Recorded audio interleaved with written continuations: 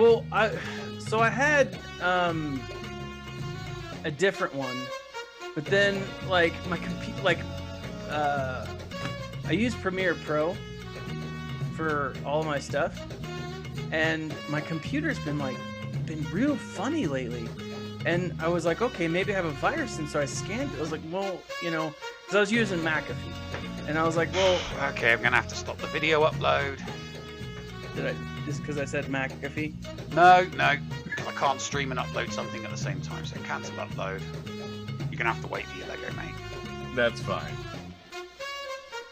It's not. Because I've already dropped 567 frames. We haven't even been broadcasting for a minute. I mean, it's not dropping frames anymore, obviously, but yes, I need the upload bandwidth to stream. So yeah. Hey. Is that what it is? Because I can't hear it. I don't know. Let me turn it up. Yes, it is. It is good.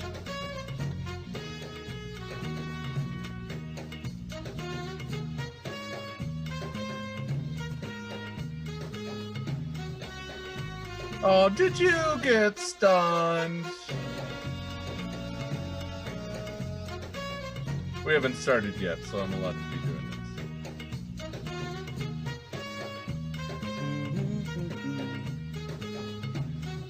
Blair's still streaming.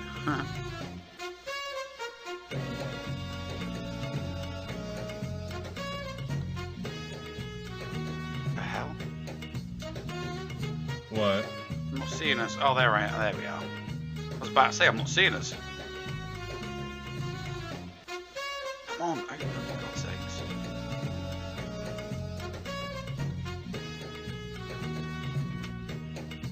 Yeah.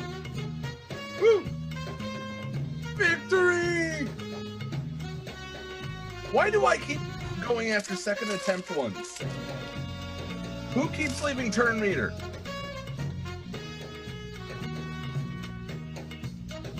I did earlier on in my guild, but that's because I got timed out. It was a really, really, really, really thick alien that's got yellow skin and throws nets at people.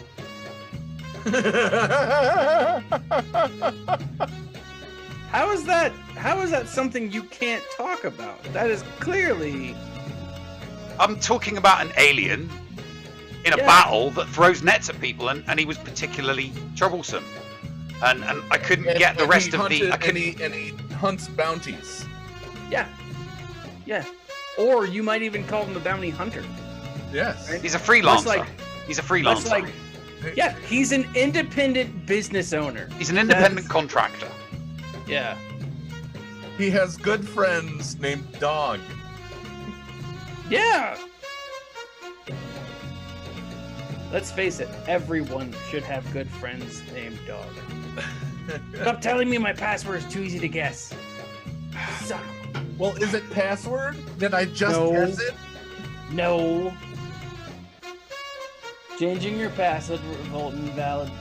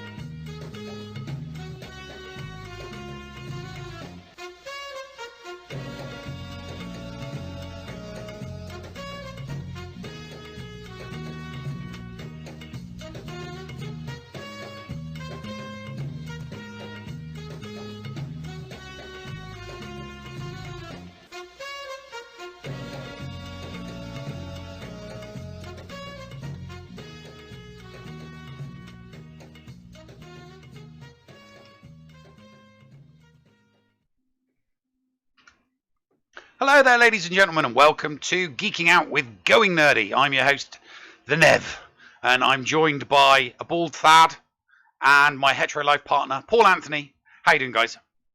Great. Just great, not super. I'm great. You're great. Okay. I'm really interested to see if Thad can do his topic without saying those words. Oh, I absolutely might not, but it's gonna be fun. I feel like I can get away with it. The problem comes with the videos. Touch the arrows to the round ball. What the hell? Sorry. Thad is trying to figure out his password for Twitch right now. So no, Neil, you can't remember. You can't remember your Twitch password. I have so many different accounts. Then write them down. I don't want to. That would make things easy, Nev. And yeah, I'm it would. married. You know, I don't know, creating an account and a password and not writing your password down. That's what notebooks are for. Oh, that's cool. how they get you, Nev. See, look. That's how the government tracks you, my friend. Passwords. Okay, Neil, now we have to go back and make sure. No, we don't, because nobody's going to see it, because my camera's not that good. Only totally 720p my camera. One son of a. What? So is your what? It could be. What is it? 1, 2, 3, 4, 5. What are you changing your password to, Thad? 17. You're changing your password to 17? 42. Yeah, no, I have no idea. So, it doesn't matter. Just make sure that whatever you do, you pick uppercase, lowercase, and numbers. Just put mixture. That's what I've been doing. And really? So you you make it difficult by going letter, number, letter, number, letter, number, letter, number, because that's what I do. No, I won't pick like a name or a word and then put some numbers at the end. I literally go letter, number, letter, number, letter, number, letter, number. And because there's no way on God's green earth I'm going to remember it, I write it down because I know no one else is going to be able to remember it. So here, this is what I do. I have a concept that I use, and I replace letters with numbers. But I've done so many different variations of it for so many different accounts. I've lost track of everything. Well, and I had them all saved. Just go boobies, but with numbers. So speaking of boobies, my youngest daughter is 4. And lately I've been walking around my house with my shirt off. And every time she sees me, she's like, "Dad, you said see your boobies." And I'm like, oh, that's both adorable and insulting, child. Why? Because you have man boobs? And she's pointing it out? Boobs. I consider it a battle chest. See? Battle chest. Battle chest. Dad chest. Just because they're a little pointy. I'm rocking a dad bod. That's what it is. So I still can't believe you do not write down your passwords. And the IT guy over here is sitting here screaming, going, "Stop writing down passwords and things that can be opened by the general public." Yeah. And then the other part of me is that I hear Thad saying I'm replacing letters with numbers. Do you know how many alphanumeric, easily changeable things they add 3s and 1s and 0s to alphanumerics to figure out passwords that easy? Oh, damn it. Yeah. Well, and apostrophes for eyes. Sorry, apostrophes, exclamation marks for eyes. You mean I shouldn't be doing that? No, you shouldn't be doing that. Fine. It is much easier. Thank you, Wardy, for the resubscribe. It is. I'm going to say this, Thad. It's easier to crack a password that is replacing letters with numbers than it is a long password that incorporates 4 letters, like horse, staple, house, gun. Really? Make sure they don't interact with each other. Maybe staple gun, maybe change it out. But because I was going to say staple gun, because that's a thing. Or you could be really, really, really cocky, right? You could be really, really, really cocky And make it password. and use and make a pass and just use like a cryptocurrency wallet as your password. Wait, because then if they hack me, wouldn't they then get all of my cryptocurrency? I don't have any, by the way. No. So I'm saying to generate a wallet, right? Yes. Generate a wallet that only An you know e-wallet. that you never ever going to use. That's on, that you keep on your phone or something like that. So whenever you want to log in, all you do is copy and paste your wallet ID, which is all those bloody alphanumeric, all those numbers and characters. You copy and paste that into your password box, and hey presto, your password. I know somebody that did. I know somebody that used to do that. They would just generate. They had an easy wallet, and basically they would, every time they created a new account for something, so they'd have an email that would require a password, they would generate a new Bitcoin wallet, which would give them a big sequence, and they would title that Bitcoin wallet the account for whatever it was, and then the wallet ID, which they never used and never made public, would be their password for that account. Okay. So I can do that, or I can take different things that aren't connected. Okay. So you ready for this? I'm just going to take the stuff on my desk. Don't. Oh, for God's sake! I'm not actually going to do it in front of your computer trying to crack your password. They'll Gorilla be like, glue? "Oh, what's on his desk? Glue, Funko Pops, Jesus.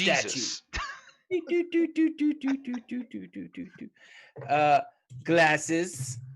Okay, so now we know that how to crack my password. That it's Gorilla Christus glasses. Gorilla Christus glasses, which also a really cool ska band from the 90s. Yes, definitely. Gorilla Christus glasses. Okay, right, can we cut to a commercial then, so I can readjust everything? Let's cut to a commercial already. Neil, we'll be right back after these messages right here on Geeking Out with Going Nerdy on the Escape Pod Castaways Content Creator Network.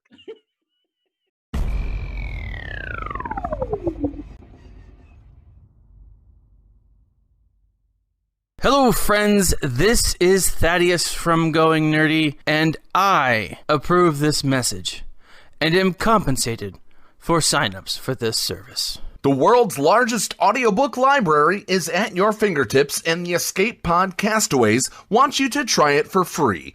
Head on over to escapepodcastaways.com and click the Going Nerdy offer button to claim a free audiobook and 2 Audible originals. Cancel anytime, and it's absolutely free to sign up. Check out Audible and support the Escape Pod Castaways, all for free. See Audible website for details. Restrictions may apply. Are you a member of Team Paul or Team Neil?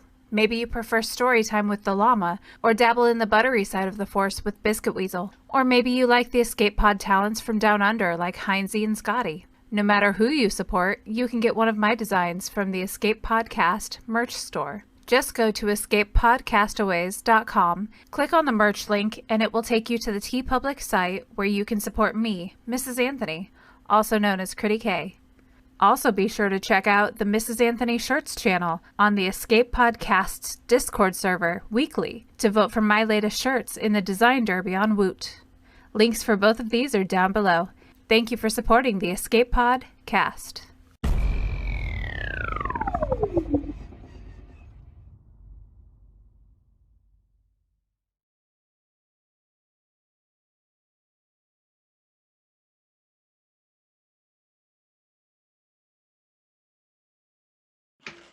There we go. Now people can hear us because I forgot to take us off mute. So now you can hear us.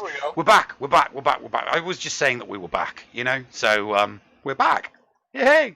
Okay, so 3 subjects, 3 geeks, geeking out. Thaddeus is going to go first. So Thaddeus, what are we geeking out on? Okay, so geeking out. This isn't. So here's. All right, we're going to geek out over this. You guys ready? EA, Electronic Arts, which whether you believe it or not, I am still a game changer for. While the game that shall not be named, right? This is not And that. if you mention it during this show, you go for 5 minutes in the timeout corner. Yes. Or if you mention the show in the chat. So keep that in mind. Notice here, said game in this picture is redacted. So we're not mentioning this game at all. But EA has an exclusive license agreement with Disney to make Star Wars games. Right? Yeah. We all know this. Okay. Indeed we do. Recently on, and I read this like 3 days ago, and I was like, oh, I gotta talk about this. I wanted to do a specific video on my channel, but as I was reading through this, so like the headline, this is on the one that I'm looking at now is on PC Gamer, but the concept is the same. Essentially, EA did or the head of EA did an interview with GameSpot, not GameStop, which I spent like 45 minutes scrolling through Funkos trying to find this, this article. It was clearly not in the Funko section. But so GameSpot did an interview with the EA guy, and he's like, okay, tell us about what's going on. And so the concept is we just got like all the information about Star Wars Squadron, which is coming out in October. Very excited, right? Very excited. But here in this article, in this interview with GameSpot, this guy goes through and he's like, look, we're doubling down on Star Wars games. We're going to ramp it up. Now, what's funny about this is if you look at all the games that they've actually not done, that they've like gotten into and they just like scrapped, there's 5 or 6, I think, games that have been just completely scrapped. You've got the Star Wars 1616. Or was it 1616? Yeah. So Star Wars 1616 was scrapped. That was the one that was supposed to follow Boba Fett into the underworld of Coruscant, and it was like the Boba Fett becoming the Boba Fett. Right. And then didn't we get that in Clone Wars? Did we? No, we didn't get the game though. I mean, we saw Boba Fett becoming Boba Fett, but we saw Boba Fett becoming Boba Fett in that. So are we playing young Boba Fett? Yeah, you're playing teenage Boba Fett, right? But he already was pretty much where he was after he dealt with Aurra Singh. No, and I get that, but like, and that might be why they scrapped it. But like EA has scrapped a number of projects. There's I can't even think. There was one recently. It was supposed to be an open world Star Wars game. Rise to Power, which is on the screen, was essentially Fortnite with Star Wars for the mobile devices, right? There's a lot of Star Wars games that like EA has just said we're good, and they stuck with their bread and butter, right? They stuck with the one mobile game which shall not be named, Battlefront 1, which was a fun multiplayer game, but had some major problems with it. The fact that it didn't have a storyline. Battlefront 2, which came out to a terrible initial release. But it did have a storyline, and so that's why I bought it. Exactly. That's why I bought it too, because I was like, well, I could still play Battlefront 1 if I want to, do this stuff. But then you have like Jedi Fallen Order, which huge deal, right? But one of the things that in this article, and again, I'd leave the link, but for whatever reason, Twitch hates me right now. It refused to let me sign in. You want to send it to me on Discord and I'll post it? Yeah. But the idea is like he goes through and he's like, we're doubling down. We've got an amazingly successful mobile game, which I thought was hilarious. He did only mention the mobile game a couple of times, so I don't feel like I'm going to. It is successful. It is. It absolutely is. And no matter whether you're upset with it or you're angry with it or you agree with the motivations of it, they've made a ton of money off this game. And so for those people who are like, is it dying? No. In fact, this article actually says, yeah, it's not only is it not dying, we're doubling down on it and other games. Like Fallen Order. Like Fallen Order. They're and for those that don't know, Fallen Order is essentially going to be at least a trilogy. I was not aware of a trilogy. I knew there was a sequel. There's a sequel with substantial room for growth. And so they say in this article, or no, it wasn't in this article, but with the Fallen Order one, they specifically said that this was the new franchise. This is the thing that they're going to focus on. And like, if you look at Battlefront 2, you had the story game developers are the ones that are now in charge of EA or Motive Montreal. They're the ones that are doing the story and the entire game for Squadrons. And so like this has got me really excited because it's June of 2020. In January, I think they have all of January or all of 2021, but they have to decide very quickly and they have to start making some very drastic changes and putting stuff out soon to really make it worthwhile for Disney to continue their exclusive contract with these guys. Too little, too late.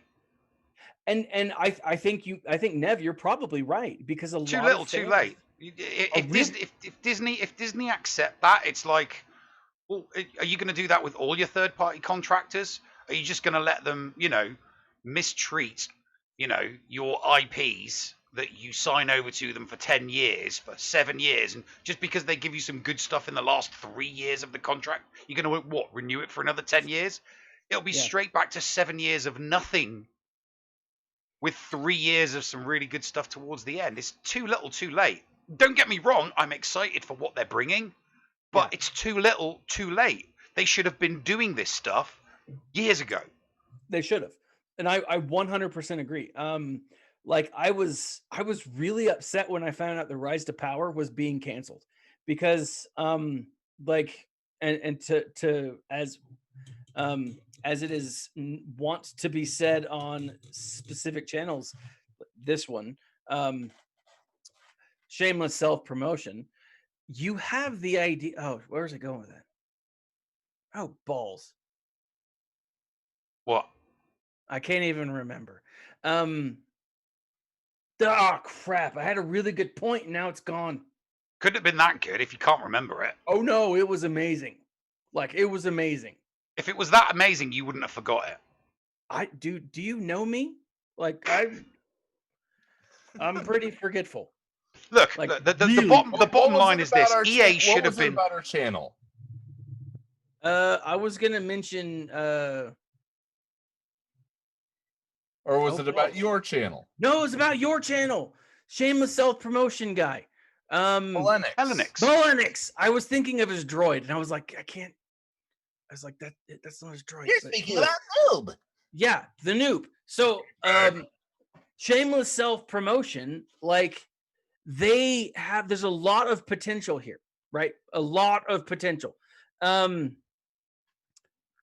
But here's the thing, and Nev, I 100% agree with you. I think that at this point it is too little, but I don't think it's too late, because if they do hit their stride, then it is altogether possible that what we will see moving forward is a number of these awesome games, right? No, really? You've got that much faith in EA? Because I don't. I don't have faith. From 2000 to 2010, 2-3 games every single year. Why? Because LucasArts handed it out and said anybody could make a game with the Star Wars IP, and you got literally dozens of developers making games for LucasArts. They made a little bit of money. Lucasfilm made a little bit of money. Everybody was happy. Not every single game was great, obviously, but some of them were absolute classics, and that's what you do. You can't not flood the market with games, because you're going to get some stinkers and you're going to get some great ones. But the problem is, when you're releasing one game every several years, you're guaranteed to get a stinker in one of those. You know, and sure, the graphics may be good and it may bring a lot of people in, but you know, Star Wars fans, Star Wars gaming fans, had grown very, very accustomed to getting several games a year, every single year, through LucasArts. And ever since EA's taken over, it's like, where are they? Yeah. No, and I get that. I get that. And I understand that. And I wonder, however, if that is more on the part of Disney than it is on EA. Now, I'm not letting EA off the hook here, but Disney has also upped its game on saying this is what is acceptable and this is what is not acceptable. And by doing that, you're going to hamstring your creative team. Like, one of the things that he says in this article straight out is like, look, we are able to create a ton of content that's totally new, right? We introduced new characters. I mean, that was being done before as well, right? Which they did with Cal Kestis and Beatty. Yeah. I mean, if you look at, KOTOR, you look at all those other characters, and early on, they did have all of those things. They were introducing new characters, but they didn't have a team to say, this is canon, this is not canon, right? And by not having that, you got those stinkers, you got those things. I will say the thing that bothers me about this head of EA is he's been quoted as saying people do not want story, which is the stupidest thing I've heard anyone say ever. Yeah, 10 million. The 10 million copies of the last game that they released would kind of like to disagree with him on that. Yeah. And I think part of why he made this statement is, or why he said that in this, is he's changed perspective. I think the success of Fallen Order has hopefully shown him that, there's definitely some people out there, and by some, I'm being hyperbolic. I mean, a lot of effing people out there who want the story of the Jedi, who want the story of the galaxy far, far away. I mean, that's the problem with EA, though. They don't want that. They just want a game. They are literally thinking of this as, will this game make us money? If it won't make us money, then don't make it. LucasArts had none of that financial risk. It was, if you want to make a game, make it. If it's successful, we get a nice big fat juicy cut. Yeah. You get a nice big fat juicy cut. The gamers get a nice big fat juicy game, right? And if it stunk, then they didn't make any money, but they didn't lose anything. EA, look at Day of the Tentacle. Look at Day of the Tentacle for the exact fact that is how it happened. I have no idea what Day of the Tentacle is. EA is like, oh right, okay, well, you can only make it with our money, and it's so that we get the biggest chunk. And if we don't think it's going to make money, then we're going to pull everything, and you're not allowed to continue. Look what EA did to the independent gaming developers that were making KOTOR 3. They spent years writing code for KOTOR 3. They wanted to, and EA was like, they went through legal channels to force the developers to destroy the code.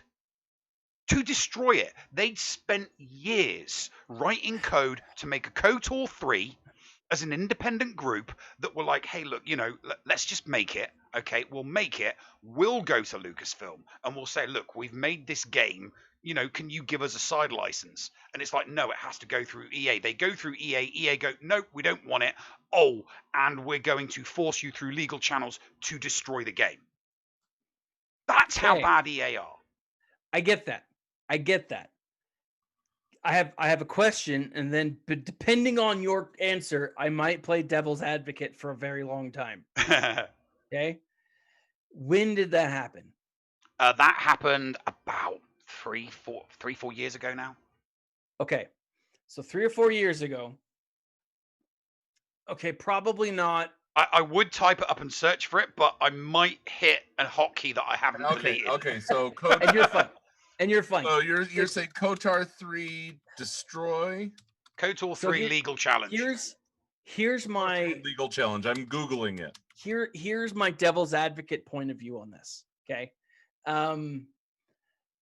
Disney is and has been creating a universe that's meant to be expansive, right? Lucas had it, right? But then Disney's like, well, we're not making any money off that, so that doesn't count anymore. and feelings aside, business, it's good business for them, right? It pissed a lot of people off, totally understandable, right? Okay, KOTOR remake canceled as of 2018. Oh, Okay. was it a KOTOR remake? Oh, right, okay. Sure. Oh, I could have swore it was a KOTOR 3, but a KOTOR remake. I mean, it was something to do with KOTOR, and the developers were forced to destroy the game. Okay, and I don't. And if it were a KOTOR 3, KOTOR remake, and like with mods and stuff, that's stupid on my part. But if it were a third KOTOR, okay, creating a storyline outside of that universe that is approved by Disney, that goes through those proper channels, there's so much more that they have planned moving forward, and so much that they have planned moving backward. Where would you go from, though? You know, with KOTOR, with the end of KOTOR 2 wraps it up, right? It pretty, in my opinion, it does. Where would you go? So you'd go to the High Republic, or you'd go to the High Republic was before KOTOR. The High Republic's after KOTOR, or would be, depending on from the first. Have you read the first chapter of KOTOR? Yeah, the first chapter of the High Republic. Yeah, they released it online. Oh my God, it's got to be the most trash thing I think I've ever read. I am worried about that. I'm not saying that I'm anxious, right? I'm anxiously excited about it. But here's what I'm saying here. It's like if they put the kibosh on this in 2018, and they said, hey, we like the idea, or maybe they don't like the idea. Like, hey, you just have to go through the right channels, right? Whatever. Yeah. And I got a point that Run DMV might have a point there. Rebels season 1, not the greatest. I mean, people hated. Could have been better. It could have been better. People hated Ahsoka Tano when she was introduced. Okay. And I agree that this initial High Republic might start off with less than awesome stuff. But the idea is the High Republic that belonged in a Thrawn book. Well, yeah, well, not a book about Jedi. I'd be okay with a book about the Chiss. I would love a book about the Chiss. We're getting it in September. Anyway, go on. Oh, I know. Anyways, but the idea though is we should have been getting it in July. Freaking COVID. The only thing that I'm pissed off about this, the whole COVID thing was a scam. Well, I hope I didn't. I hope I don't offend anyone. I'm joking here. Oh my God. I'm joking here, Scotty. Neil? Scotty, don't be mad at me. No, because nothing is 100% correct about anything that gets discussed regarding COVID. Okay, I'm just gonna hold my hands up. That was meant to be a joke. It may have been a joke that was off color and ill-timed, and I apologize. Hey, no, there's a thousand medical professionals out there that agree with you, Thaddeus. But I'm not. It means nothing as long as you're protesting the right thing. But my point is, because of the effects of COVID, that book was pushed back, right? Which is strange when you think about it, because what does an author do? They sit sit at in the home basement and write. in an office with a What keyboard about in front the of them. production But of the production of it's the production, the shipping. It's Yeah, it's, but it's to more than write just a the author. book doesn't Right. require But the any book- of that, you know. But the if book they're was going done. to publish it, they need to Oh, to publish, print yeah, it absolutely. To and put publish the- books, they need to to put do the that. hardback. But the Yeah, work it's can be done at home. The bulk of the not, work not is the production. having the book, is having It's something already to written. publish. Neil, Yeah, the Zahn has book was already written. written 2 of the 3 books. Yeah, He's not So- George R.R. Martin. yeah, he's ahead of the curve here. I was gonna make another joke and Tangent alert, by the way. Yeah, tangent alert. But no, but here's the thing though. Like if they have this planned out, right? The High Republic going from old Republic to High Republic to Republic to Empire to New Republic, all of that stuff has to be planned out. And whether or not they announced the High Republic, I mean the High Republic was announced March, I think, or it was early this year. I don't remember. But that's when it was announced. You know, that isn't when it was planned. That isn't when it was started. That isn't when it was like initially in those early on phases, right? That's just when they had announced it. And I honestly feel that like they probably were working on High Republic style stuff back in, I don't know, I would say as early as 2017. I'll have a side bet with you that the High Republic is going to get shit canned. It could. 100%. I am 100% sure that entire thing is going to be binned. 100% sure that is going to get binned.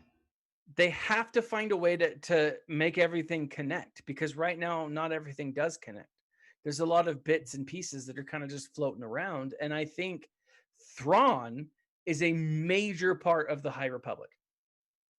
I think the Chiss will be a major part. I don't think it's so. It's not going to happen. What I think is going to happen, what I genuinely think is going to happen, because there is a boatload of civil war-ish type stuff going on over at Lucasfilm at the moment. There is. Jon Favreau is going to win. Kathleen Kennedy is going to be ousted, and Jon Favreau is going to say, right, we've got a bunch of source material. We do not need to pay hundreds of thousands of dollars to people to write new stuff. What we need is script writers to take the source material, take the good bits from the source material, mix it up with some of the new stuff that we want, add it to our current, roster of stuff that we're going to do, the new Rebels, the Thrawn, the Ezra stuff, the Mandalorian stuff, all of that, and open it up and release it onto the Star Wars universe. They do not need to, and I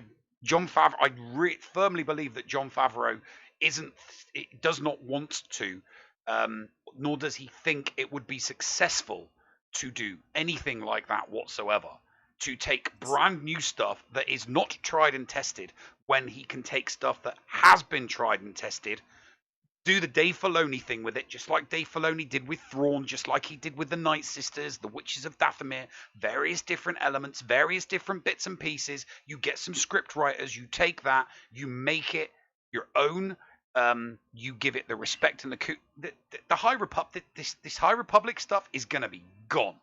Toast. Forget about it. It's a Kathleen Kennedy project that he is going to say to. Okay, so. All right, wrap up, because we do need to get. Yes, I'm going to wrap up, because otherwise we're going to talk about this for another hour. Which we could do quite easily. We could easily do. Nev, you were forgetting that like a lot of that stuff has already been reworked into canon. Right? Little pieces are being added all the time.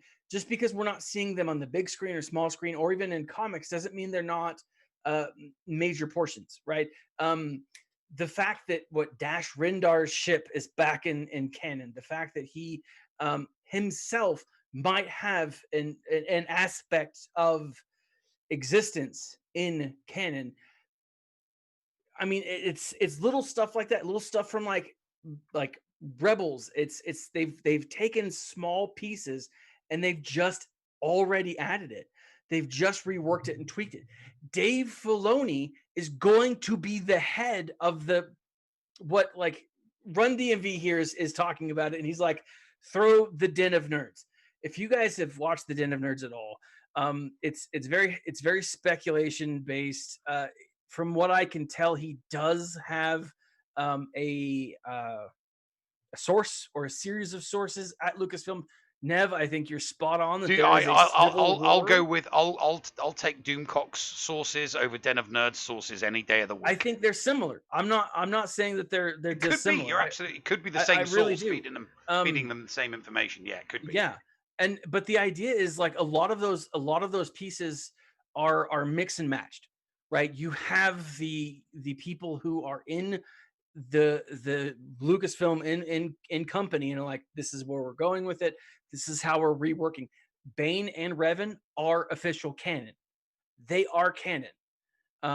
That's not. I mean, if you look at the books, the visual dictionaries, the visual dictionaries, they are official canon. So are a handful of other Sith and Jedi and stuff like that. And so they're reworking the old stuff into it. Dave Filoni, and this is what I love about Den of Nerds, he calls it the Filoni-verse.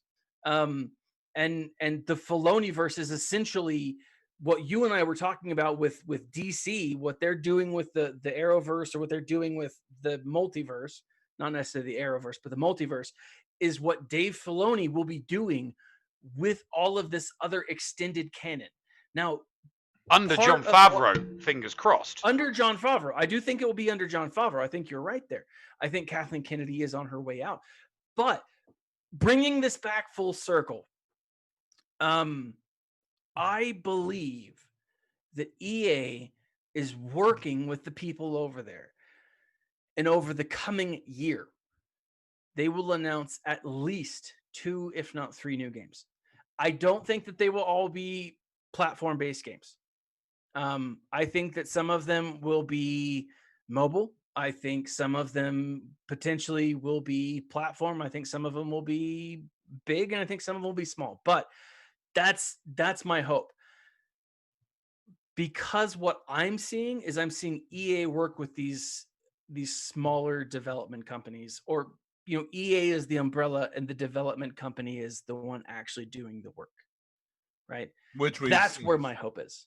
Which we've seen through LucasArts. But it's so anything else on that? Because you have a great segue here.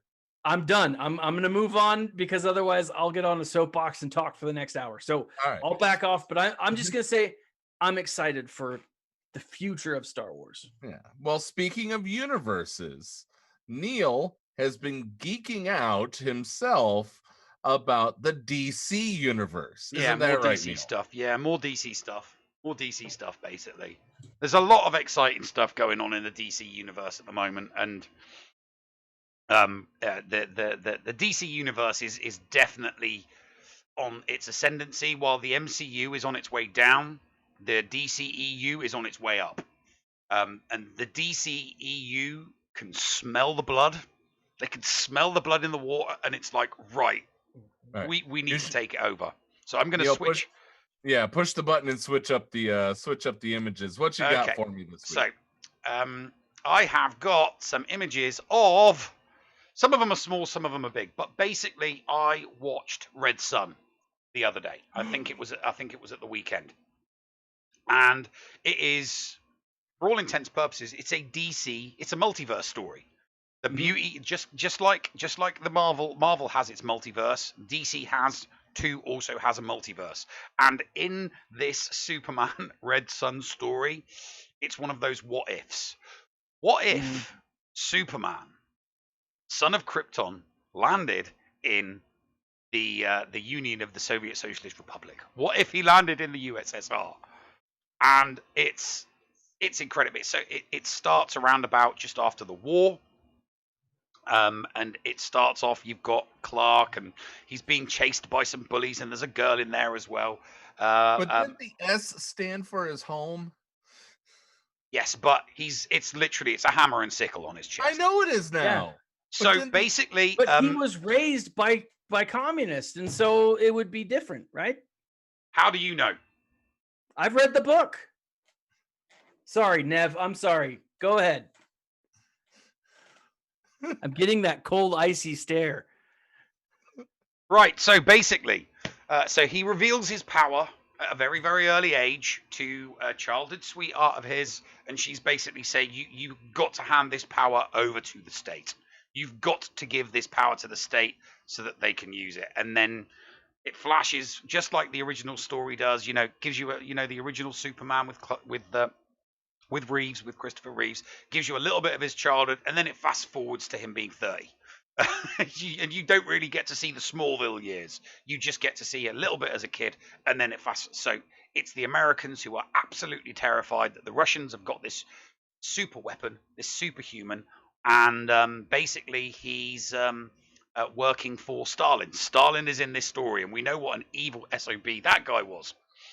So they try and they stage a false flag event in New York.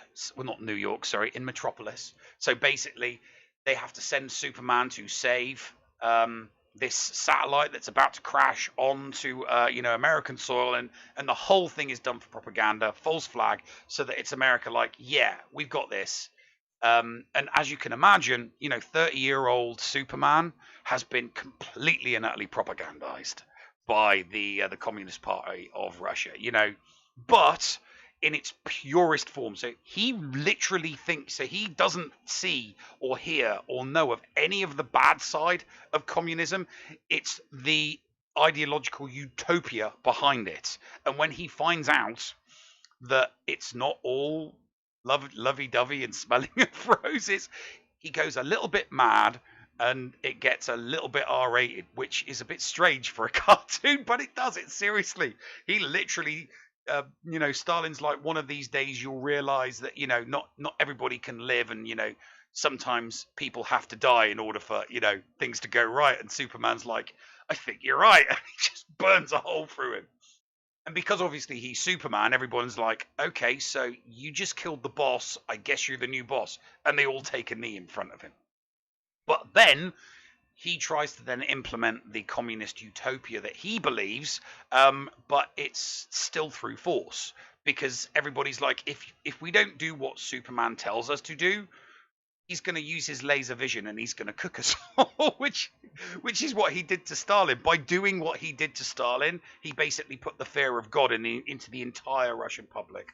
But it then goes through the periods from the end of the Second World War, goes through the Korean War, goes through the Vietnam War. And while all of this is happening in Russia, what's going on in the United States will screw with your mind even more, because Lex Luthor is the good guy. Lex Luthor's the good guy, and he's married to giving it nightly to Lois Lane. This is what I'm talking. It's not a kid's cartoon, because somebody asks her, why are you with him? And she says, because he's brilliant and he's amazing in bed. Literally, those are the two reasons that she gives. But and you've got him working for the government, basically in a Tony Stark type way. This book, I mean, the Lex Luthor in Red Sun is a complete rip-off of Tony Stark. Sorry, not Tony Stark's father. It's a complete. I mean, would you agree with that, Thaddeus? Yeah. The Lex Luthor, the good Lex Luthor, it's a complete rip-off of Howard Stark. A total rip-off of Howard Stark. But it's like, well, that is probably what Luthor would have been like had he been a good guy and not been a pure evil person. That's probably what he would have been like. I mean, he's still arrogant, and he still thinks he's the smartest, brightest spark in the world.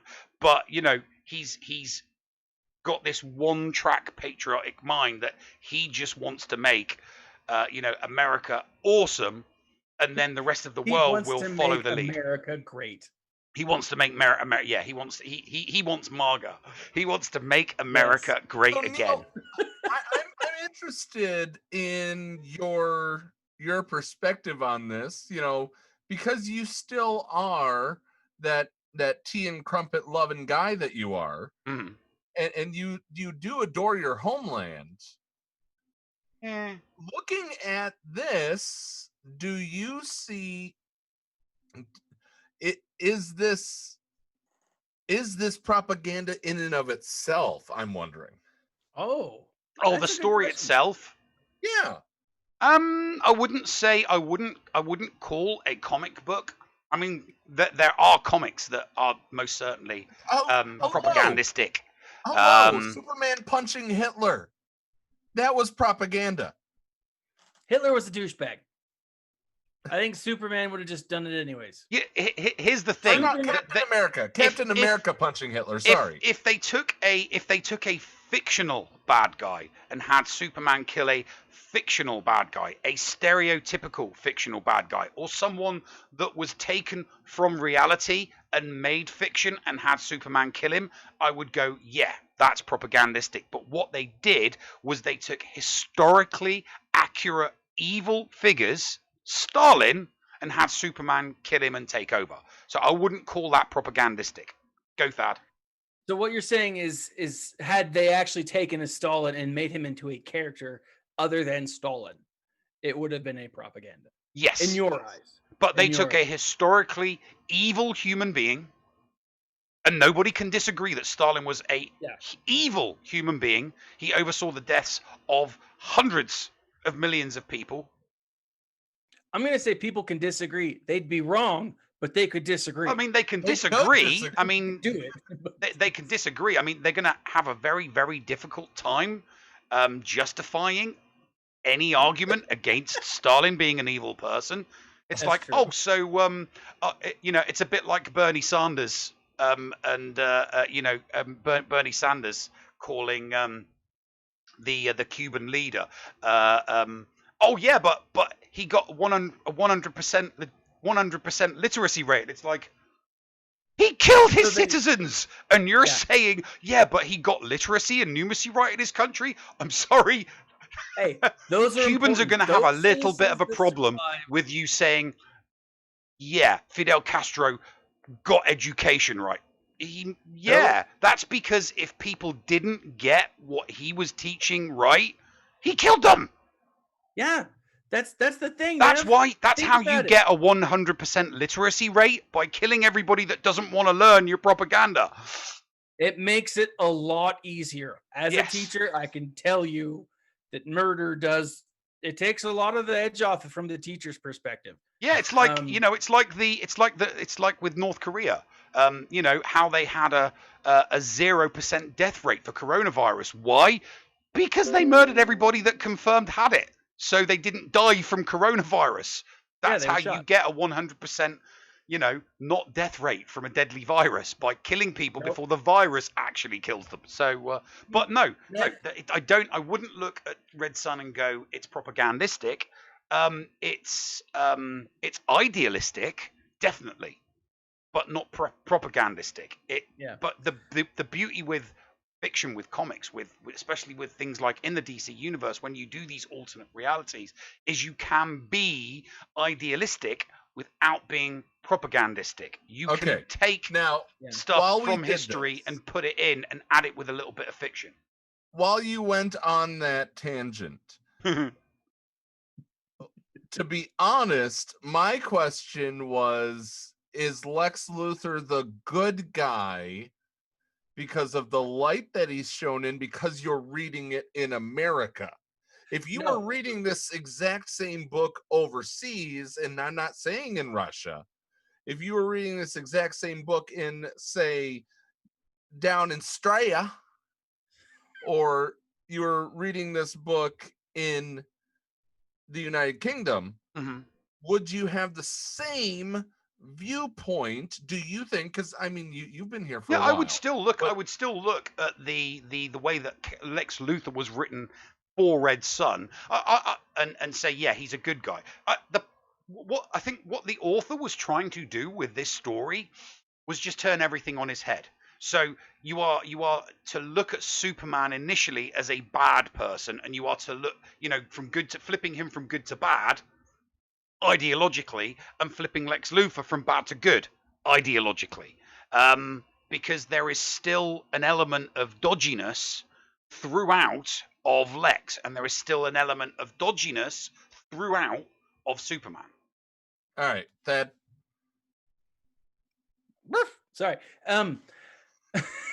So I will say that I'm kind of on the same perspective here with Ned. It's been a number of years since I've read it. I want to say like 6, maybe even 7 years. It was like a while ago. But one of the thing that I loved is if you look at Lex and his and Nev, correct me if I'm wrong here, but his hatred for Superman is that he's more powerful than he is, and so like everything he does to get rid of Superman is in our perspective is looked at through the eyes of, oh, well, Superman's a good guy.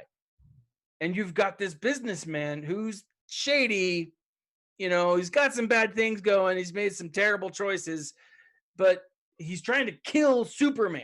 Yeah. Right? He's trying to do, because he's trying to do what he was hired to do.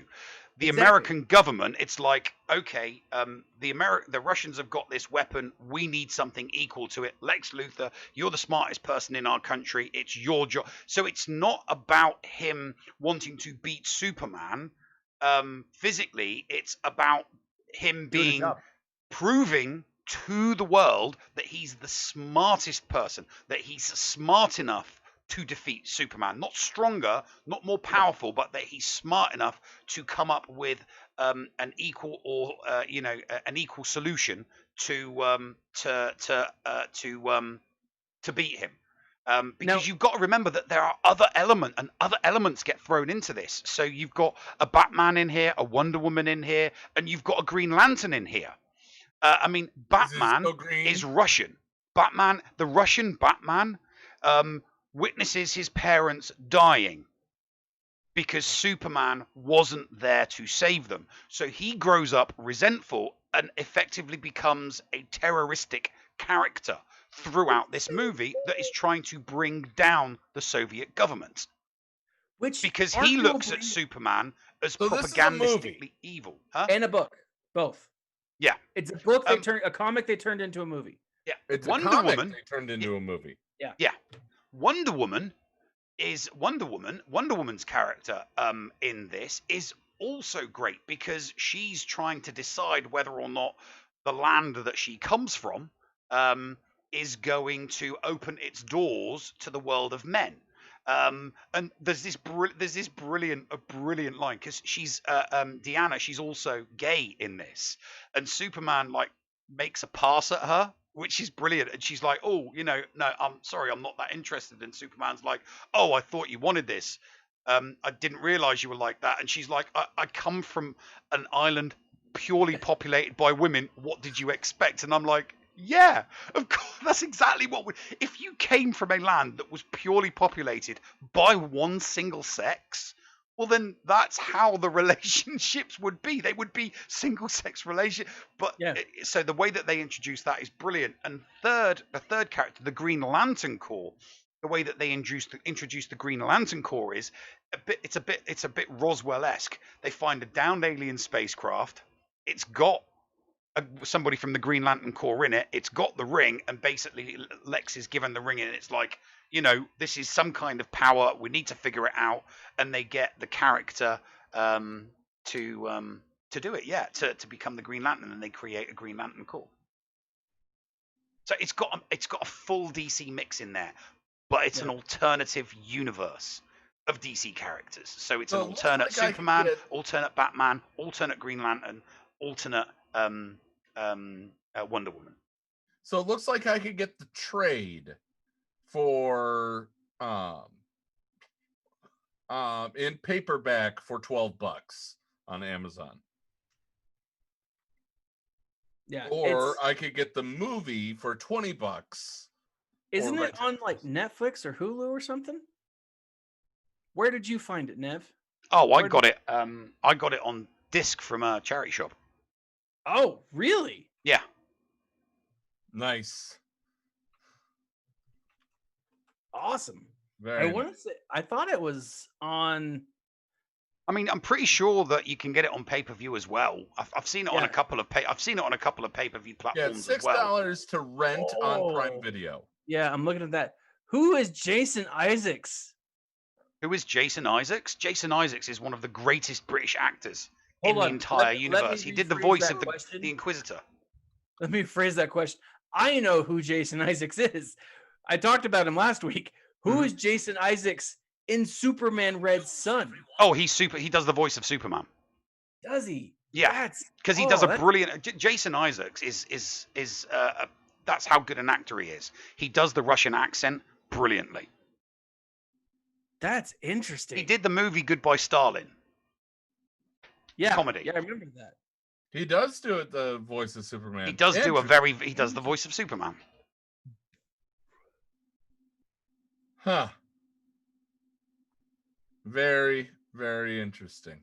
Very cool. So I'm now trying to decide if I'm more interested in the trade or if I want to just watch the movie. Both. Both. A good movie. This has actually got me wanting to go back and reread it. Like it's been, like I said, it's been years since I've read this. And I used to tell my students, I mean, granted, I taught in kind of a lower income, and I was like, all right, guys, this is a little gritty, but read at your own risk. And it's so good. Oh, it's so good. Yeah, it's a very, very good story. It's excellent.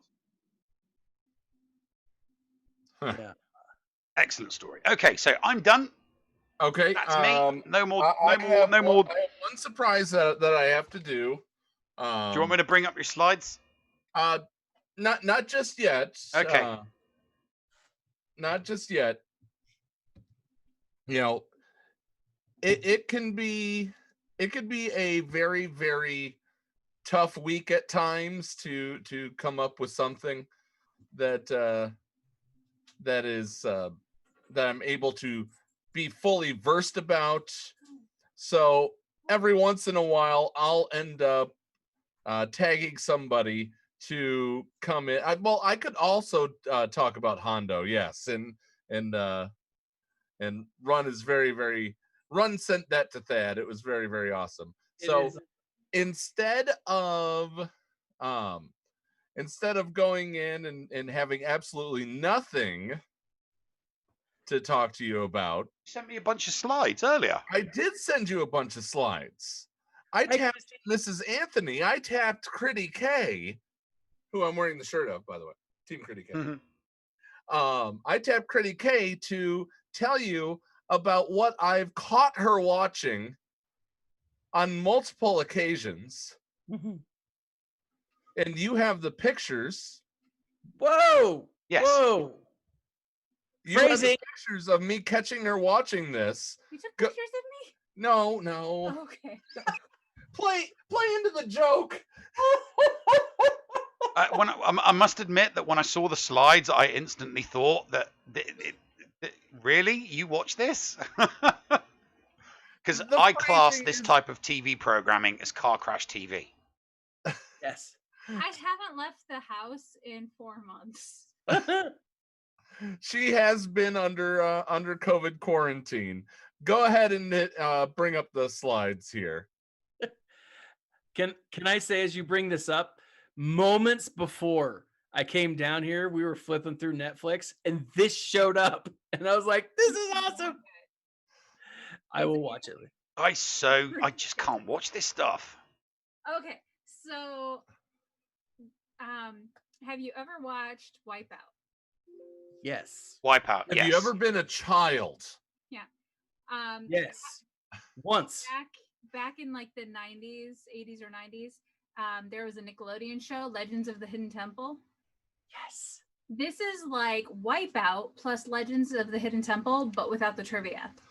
Plus, also, it's all about a game you played when you were a kid where the floor is lava. Yeah, but that's really, that's just... Who stopped playing that game? Well, people who can't walk anymore. I guess that's... You? Yeah.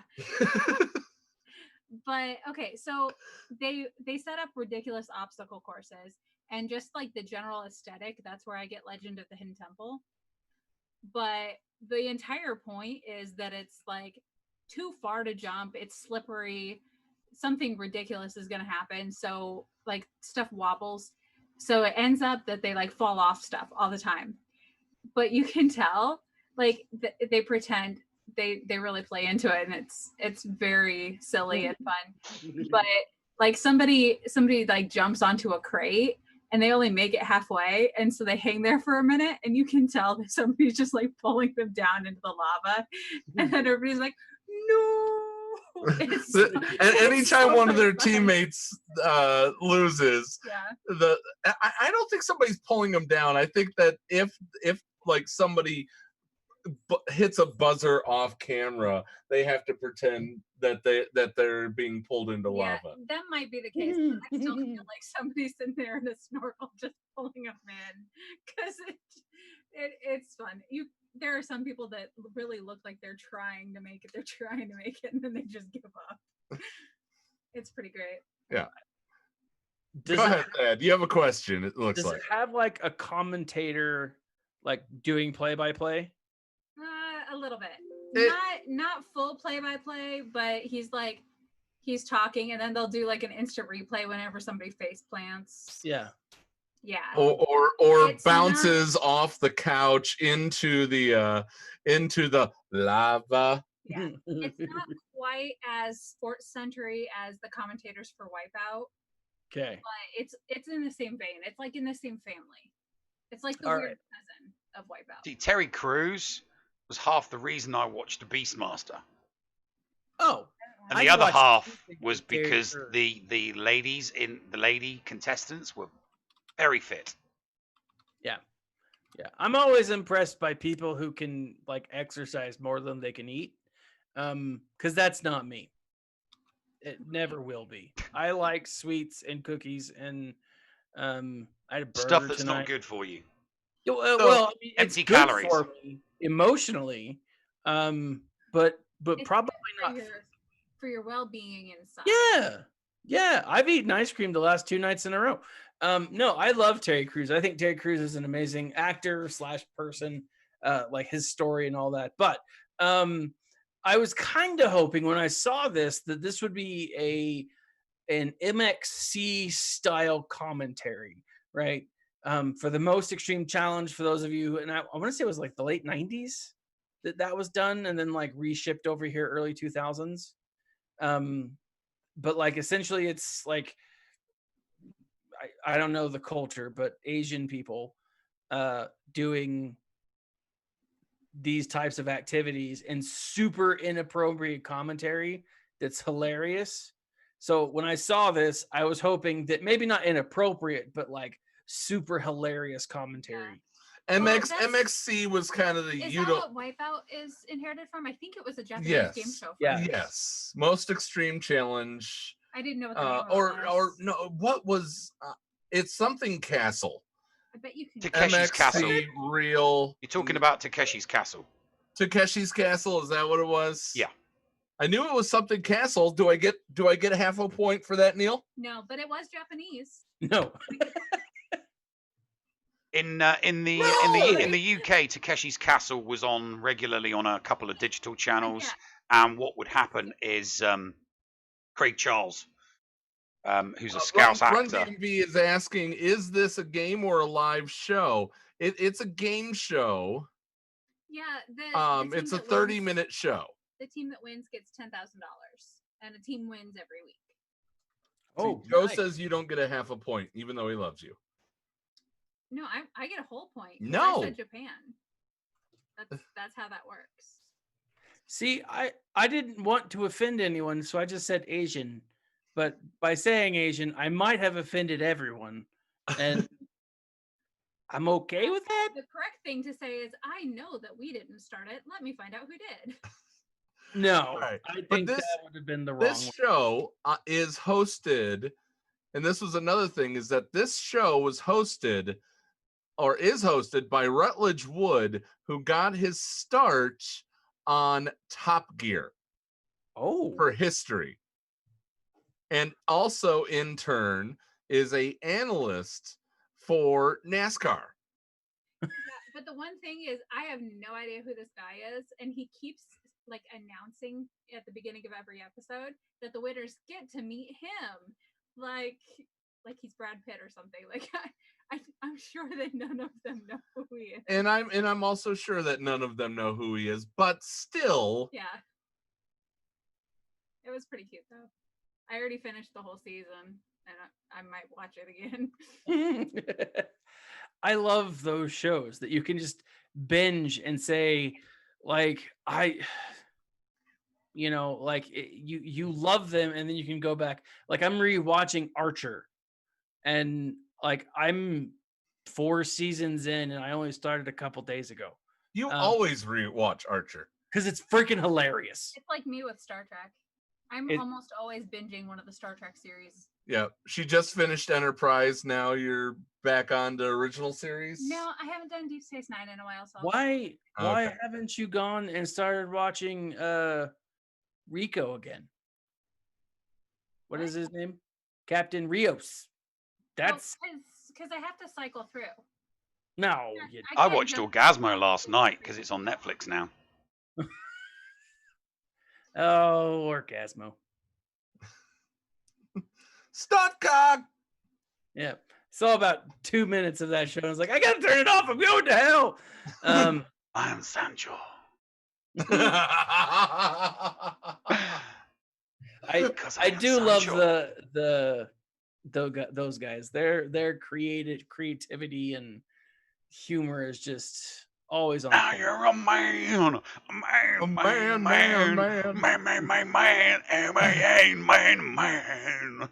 I don't know if we can afford any more verses of that song. Scott Bakula? Oh, there's people that can recognize the tune if they know it. Yeah. That Neil can't sing. Better than Picard? I don't think so. You know who he's not better than? Captain Rios. There's no one. I mean, he's better than JL. Okay, hold on. I've got a real question. Alert. Bring a tangent alert. Okay. I have. We've said many times that I don't know Star Trek. Okay.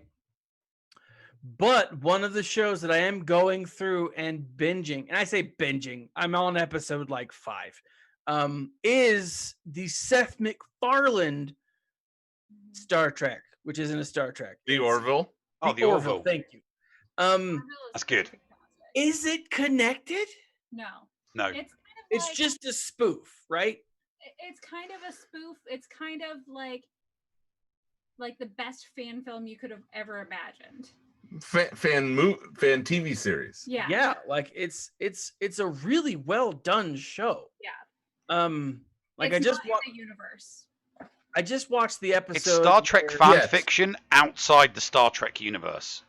Okay. Kind of like Picard. Oh, kind of like Picard, yeah.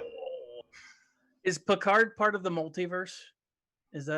Picard is part of the regular canon. That's what's unfortunate. Except for Captain Rios. Everyone loves Captain Rios. Oh yeah, we love a little bit of Captain Rios, don't we, Thad? We do. That makes me want to take up soccer and eat healthier. But then I, sit down and I'm like, nah, it's not worth it. Neither of those two things are worth it. Mad props to anyone. Joe wants you to back up that that Captain Archer was the most ruthless one. Captain Archer. Well, he was Archer is the captain. Scott Bakula. Of Enterprise, which takes place like before the original series. Do you back up that he was more ruthless than Cisco and more understanding than Picard? Well, he didn't have any backup, so you're really talking about a different universe that he was in. Like, he was out there by himself. He didn't want to help from the Vulcans. They didn't have allies yet. So yeah, when he was going through the Expanse and fighting the Xindi, he was very ruthless. But yeah, but come on, the most ruthless yeah, but Critty, that you know as well as I do, the most ruthless was Janeway. come on, she turned into an iguana. That was She was one episode and everyone agreed ruthless. that it sucks. She turned into an iguana? Yeah. When they she went got faster mad, than when she got mad, you were like, "Whoa, I'm staying the hell away from you." Did she turn into an iguana when she 'Cause got she mad? would mess I think people every up. She would captain F had- people up.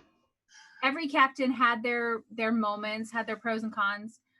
Of the major series, yeah, I guess if we're doing ruthlessness, I would say Archer probably, because he would have killed everybody if he had to in order to save Earth. Okay, so just so you know, there is one episode of Voyager that was retconned, that was rescinded. It was so bad. And that was Threshold, where they went beyond the capability of warp. They went faster than warp 10, and in turn evolved into iguanas. They pulled that episode. They basically retconned that episode out of existence. Yeah, her and Paris got it on as alien, as like evolved species. Tangent alert, by the way. Yeah. No, so every time you guys keep saying Captain Archer, I think of the Archer episode where they go into space and they fight other space people, and it's hilarious. Basically, now- Enterprise. Flair says hello. Shall we? It's quarter. It's. You want to give it another 5 minutes and then do Dick of the Week, or do you want to do the nominations now? We could do the nominations now. I mean, And then give everybody time to vote while we chew the fat. Okay, so really quick, Thaddeus. Yes. Let's review everything. The future of EA Star Wars games. What do you rate it out of 5? Right. On a scale from 1 to 10, I give it a pumpkin. Like 7. I don't know. All right, I 7. was trying to make a funny, and it didn't. Neil, Red Sun. Oh, a 5. Excellent. Really, really good story. Excellent. 5 out of 5. Mm-hmm. All right, Floor is Lava, Christy. Are we doing anything else right now? 10 out of 10. Just go watch it. Laugh for 30 minutes. Go back to the rest of your life. I don't have anywhere to go. I'm working from home. 10 out of 10. I'm going to watch it again. All right. So, who won last week? Who I won believe Dick that of the was You Week? did. Paul. It was me. Yeah. Yes. All right. Well, since I brought Christy in on this one, Christy gets to Christy's going to offer up her thoughts of what should be. Ladies and gentlemen, hit the button, Neil. The Okay. Dick of the Week. Hit the button. There we go. There we go. There. Now he's hit the button. Okay. The Dick of the Week. There you go, Christy. And I'm still not allowed to do this. No, I'm not. You're not allowed to nominate a specific person. Guys, am I allowed to nominate Paul for making me? No. Okay. It's Okay. too No, specific. not. It's got to be kind of like abstract, like a group, Yeah. kind of And it out can't there. be politicians It's not tax allowed to be collectors. politicians or lawyers or accountants. Okay. or counts. That's right. So Or I tax would collectors. nominate douchey pickup drivers, because we live on a the street that we live off of is 2 lanes, and people always park in that right lane in front of their houses because 7 people live there and their driveway is big enough for 2 cars. So you're driving and you're always in the left lane because you know that you don't want to get stopped behind a parked car, but there's always a pickup truck. I mean, we live less than 1.5 miles from the highway, and there's always a pickup that's going to zoom past on that side and cut you off. And it drives me nuts. It won't let me put the word douchey, so now it's pickup truck jerks. So it's the people that can't pull in. And they always have more truck than they can handle, and they don't live a lifestyle that warrants having a pickup truck. I'm not saying everybody who drives a pickup truck is a jerk. I'm saying people who are jerks that drive pickup trucks. And if you have a pickup truck, you should learn how to park in it instead of stopping all traffic whatsoever, and then The backing people who into back the into spot. a spot multiple times because they didn't make it the first time, it breaks my heart. And it's always a pickup truck. It's always a pickup truck. It's sometimes an SUV as well. Oh, I'm sorry. Let's be specific. I'm talking people who drive pickup trucks that do it because it looks cool. They want that pickup truck lifestyle. They don't haul things around. They don't help their buddies move. Like, these are the reasons why you should have a pickup truck, because you need to carry big things, or because you live on a farm. Like, those make sense. That's what pickup trucks were built for. If you drive it because you want those giant wheels and you want to be able to like hit the gas and jump to 60 in a mile and a half, like, I don't know, whatever. If you're not at 60 in a mile and a half, there's a problem with your car. Anyway, Thad, I haven't driven in 4 months. Okay, so I think a lot of people, when I say this, are going to assume that I'm talking about myself, and I'm not nominating myself. Okay, I want that to be very clear. Is your dick of the week bald people? No. Okay. No. I'm not bald anymore. You look great. I was gonna say your hair looks There's so different. much of it. More. I'm gonna say my dick of the week is children's artwork. Okay. Interesting. Okay, so let me explain artistic it. children. No. Their artwork, not artistic children, specifically their artwork. Their artwork isn't a person, though. It's an entity. I have a question. Are your children drawing dicks? No. Some of their pictures from time to time have looked like penises. Yes. And so I love my kid. But that it has to be a generalized group of people. The children artwork is not. Don't know when to say stop. Children who don't know that enough is enough. Okay, they're okay. Overly artistic children. Overly artistically children. How about aggressively artistic? Aggressively artistic. So okay, I love my kids. I do. And they're great. I have pictures like all over my like right now. I have stuff all over the wall that my kids have created.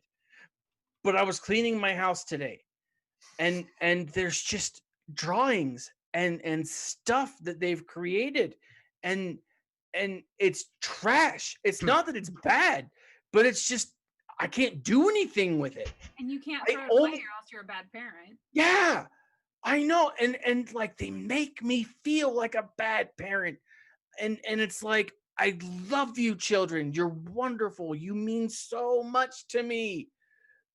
But I can't do anything with your artwork. Can I interrupt real quick? Like, this is why you did not let me be here. I was one of those aggressively artistic children. I lived in the country, so I couldn't have a lemonade stand. So I made pictures and I made my family buy them from me for like a nickel. It was horrible. And then my dad just like a year ago mailed me a packet full of random junk. And I'm like, that is not worth the postage that you spent. Yes, it is. Because how many nickels did you get off of him? Yeah. Those pieces he spent more nickels getting them to me. Those pieces of art had value. Sure, they were 5 cents a piece, but they had value. Yeah. It was so bad. I that's the thing. Like, at least you only charge them a nickel. When my kids make me buy their work, it's like $1. And I'm like, I can't pay for that.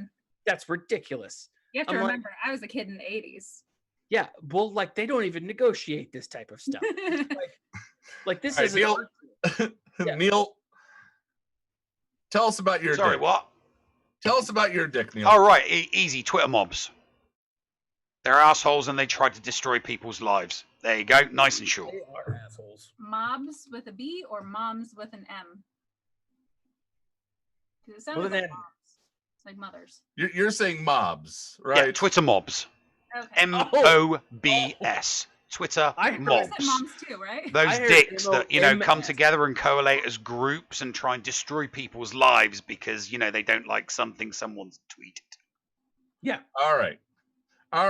So we've got pickup truck jerks, aggressively artistic children, and Twitter mobs. 10 minutes on the clock. Content does not meet guidelines. Oh no.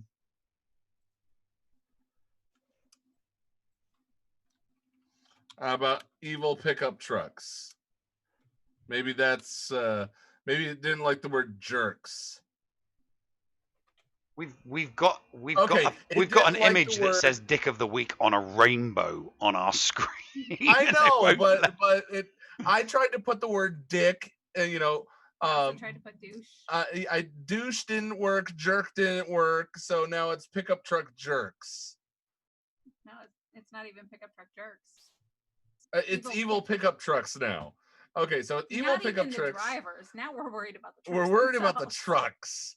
So you guys have not 10 see that minutes. episode of what's that? Damn it, Futurama. We should be worried about the drivers. So we have 10 minutes on the clock. One vote, or you can vote 25 for 25 bits. For a quarter, you can vote again. So, evil pickup trucks, aggressively artistic kids, Twitter mobs. While we're waiting, Thaddeus, what's coming up on your channel this week? On my channel this week, I am going to figure out how to log in to freaking Twitch because I can't even vote for my own thing because I'm not logged in. This freaking sucks. That's beautiful. Yeah, I'm gonna get 0 votes because I can't even log in. No, so this week I am going to be playing a game. It's very competitive. Actually, tomorrow, early in the morning, when my family is doing swim lessons, I'm gonna stay home and do a live stream. Very excited for it. For a game that allows me to play against other players across the world using intergalactic starfighters. Very excited for that. Also, just before we launched, I posted a video about the reworks of a specific person's mechanics and why I think that it means for the game that shall not be named. So, that stuff. All right. Neil, what about you? You know, I know you have the arena battles of that game that shall not be named. Yes, I've got some I've got multiple battles of a game that shall not be named to do tomorrow. I'll be doing that around about midday. So yeah, it should be good. Should be a lot of fun. I've got that tomorrow, which is what's tomorrow? Thursday. Tomorrow's Thursday. Tomorrow's Thursday, and then obviously we've got the show on Friday. And then yeah, I'm gonna chill out over the weekend. Oh, I won't be chilling out over the weekend. I've got Jedi Academy on Saturday morning, so obviously I'll be doing that. And then I'll chill out. Jedi Academy to talk about? Was Jedi Academy talk about? A game that we will not talk about on this show. So close to getting. So close. No, you got to get up early in the morning to catch me out. Because of the time difference, because he doesn't live because of he's English. His time zones are different. No, I'm in Illinois. Yeah. No, but we're 1 hour off. Yeah, because you're British. It's always an hour before. Right? You lived here. That's not how that works. No, I'm pretty sure that's how it works. No, because the UK is 5, 6, 7, and 8 hours behind the United States. Tomorrow is Friday, according to our ANZGC friends. Yeah. So and it's Run DMV's Friday. I've got to take over. Taking care of some of his stuff later on. Anyway, we've got about 5 minutes left. Let's rate Star Trek captains, as Run DMV said. Captain Rios. number 1. Captain Rios, number 1. Okay. JL, number 2.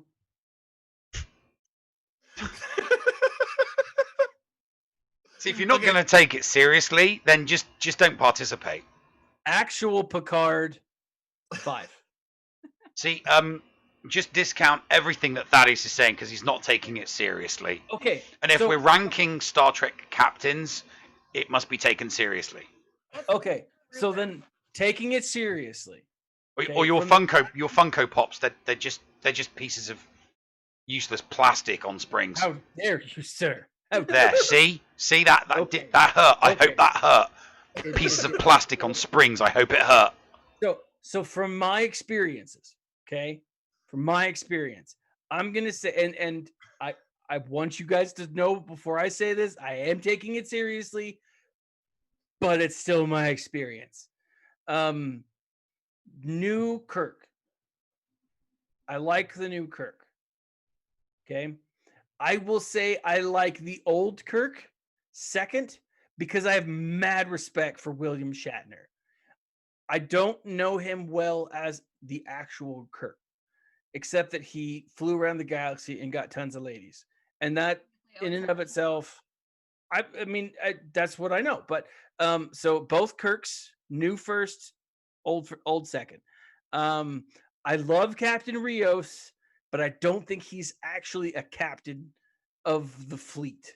I just think he's super handsome. He's not a Starfleet captain, though. Okay, so yeah, he doesn't count because he's not a Starfleet. He's not a captain. Starfleet captain. And then I, because my experiences are limited, I've got to say JL is last, right?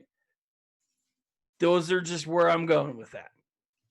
Now I will stop talking because I know that my opinion does not count in this arena. Go ahead, Christy. Okay. Now, Nev. And before that, what are you doing this week? Well, Staying home? yeah, staying home. Okay. I'm gonna watch The Floor Is Lava again, Okay. and I'm gonna build interconnected tree houses in The Sims. Oh, Are you going to stream any of this? No, I don't. Then stream. why are we telling them? Because I wanted to feel included. Okay. Okay. you should. Now, Nev, because this is an actual conversation, what is the rubric that we're talking about? Are we talking about just our favorite captain, or are we ranking Any them based Starfleet captain. Well, yeah, okay, any Starfleet captain, so Any- not just ones that headlined their own series. Yeah, are No. we including Pike? Are we including any Well, Starfleet captain? Pike was captain in Discovery, that is true. Okay. Any Starfleet so- captain. And it doesn't need to be all of them because there's so many. So just top three. Top three. Joe says top 3. We have 2 minutes left to vote, Okay. guys. If you want to add a vote, you can do so for a quarter Top worth three. of bits. Quarter portion. One quarter Uh, portion. Top 3 would be Janeway, Picard, and who would the third be?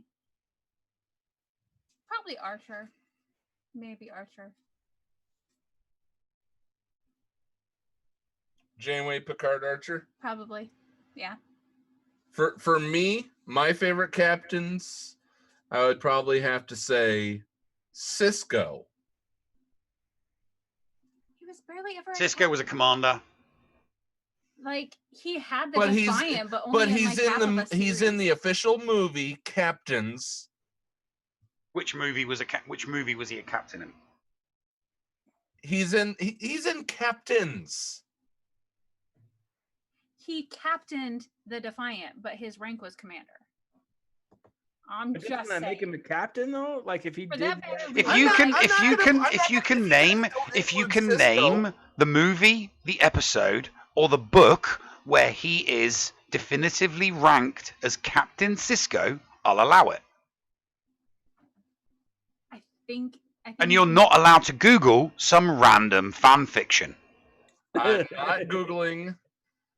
not googling random fan fiction. So a clarification on Nev's fan fiction. Nev does consider episode 7, 8, and 9 fan fiction. Well, yeah, and everything that is not episode 1, 2, 3, 4, 5, or 6 is fan fiction. Everything Okay. outside directly created by George Lucas is fan fiction. Okay. Because it was not created by George Lucas. So then my question then is, what do you consider fan fiction for the Star Trek universe? Simply if anything that wasn't created by Gene Roddenberry, okay, is Star Trek fan fiction.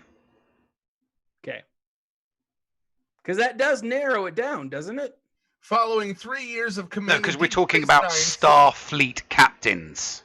Following 3 years of commanding Deep Space Nine, Sisko was given a promotion, finally attaining the rank of captain. And does it give a citation as to the book or the TV show? Memory Alpha, and let me find the proof. And Memory Alpha is canon. It does relate to canon. And that was in the episode DS9, The Adversary. You just didn't know where he was a captain. You just took a punt that he was a captain at some point. No, I remembered that he became a captain. Like, he got promoted. He captained the Defiant in a couple of episodes. But for me, it was... I didn't care for Deep Space Nine very much, which is why I'm not really looking forward to it being my next series that I go through again. Because it was very stay putty. The thing I love about Star Trek is that every episode could be taken by itself. And it's an adventure. It's a new planet. It's a new species. And they basically stayed put next to a wormhole for all of Deep Space Nine. But nonetheless, he really was a captain. And when they were going, whenever they gather the captains for Star Trek conventions, they include Sisko. So anyway, number 2 and 3. So now that you've proven yourself worthy. I like to keep it short and sweet and easy, which is probably why I always give the really short answers. So it's Picard, Kirk, Janeway. There you go. Nice and easy. Yeah. I was trying to, but then you're like, well, Picard was... Yes, well, he wasn't. He wasn't a captain. He wasn't predominantly known as a captain. He was predominantly known as commander. The commander of Deep Space Nine, you know? I mean, I could have said Spock, Sulu, and Scotty because they were all captains. Before they were admirals, they were all captains. They all had their own command. But they wouldn't have been my favorite. I don't know if I want to play this game anymore. Yes, you do. Dick of the week next week, Neil. Not allowed to be an individual person. Fine. Co-hosts that think they're top shit. No, that's not why, though, is it? It's people who live in British people who live in Illinois. I think what he's looking for is what he's really looking for is people. You know, my nomination for Dick of the Week is people who accurately correct me. Oh, that would include so many people on my part. Like, I'm wrong all the time. I won't tell my wife this, and I can actually say this out loud because she doesn't watch these shows. But yes. What are you doing, Neil? Because I've been sat down for too long. I need to get the blood circulating in my butt again. It looks like something horribly else. No, I just need to get my butt cheeks have fallen asleep. I just need to circulate the blood. That's the worst feeling. When your butt falls asleep? Yeah, I know that. I've got pins and needles in my butt cheek. Especially if your legs don't fall asleep afterwards. If it's just your butt. It's the worst. Guys, we're 4 minutes over. Let's just wrap this up. What was the thing? Oh, once again, I have the biggest dick of the week. What? So, yep. I'm pretty sure that Wait, did I not get any votes? No, actually, if I view the results of this past one, 4 votes for evil pickup trucks, 3 votes for Twitter mobs, and 1 vote for aggressively artistic children. You've got to be careful with those. Sorry, what was that? So read the votes out again. 4 votes for evil pickup trucks, 3 votes for Twitter mobs, and 1 vote for aggressively artistic children. Which is not to be confused with Twitter moms. Yes, Twitter moms are totally different. Twitter moms would have gotten all the votes. They would have. Hate those Twitter moms. All right. With that being said, you guys know that I love you. You know I love you. I love all of you for watching this episode of Geeking Out with Going Nerdy. I'm not sure how much of this will actually make it to air on Thaddeus's channel. That'll be fun to find out. It's true. It's just like moments that are sliced. All right. With that being said, be nice to each other, damn it. We're going to see you next week for more Geeking Out with Going Nerdy. Tomorrow, Marbles, 7:30. Be there. Neil? Or P square. Oh, wait a minute. Thaddeus. Thaddeus. This has been Paul Anthony along with Thaddeus from Going Nerdy, reminding you to smile and stay nerdy. Be nice to each other, damn it. Neil, push the button. You got it, mate. Ta-ta for now, folks. What's going on? Where the hell are we? Paris? Thank you for pressing the self-destruct button. Attention! This is Colonel Sanders in forward command. Abandon ship! Abandon ship! All personnel proceed to escape pods. Close down the circuits. Evacuate the city. Self-destruct mechanism has been activated. Abandon ship! Where is it? Where is it? It's gonna be here. Out of order! Even in the future, nothing works. This ship will self-destruct in exactly 10 seconds. Counting down. 10, 9, 8, 6. 6! What happened to 7? Just kidding. 3, 2, 1. Have a nice day. Thank you.